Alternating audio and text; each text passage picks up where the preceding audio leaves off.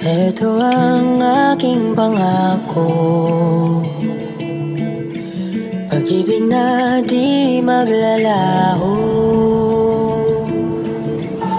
To be patient, to be kind and to be true, to love and to be loved by you.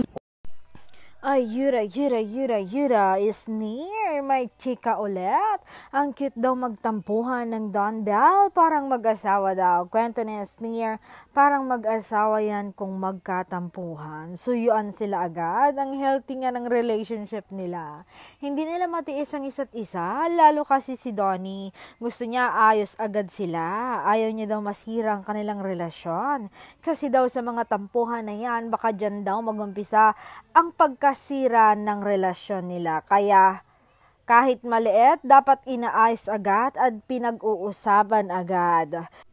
Diba? Ang ganda ng relasyon nila. Sana makahanap din ako ng partner na ganito.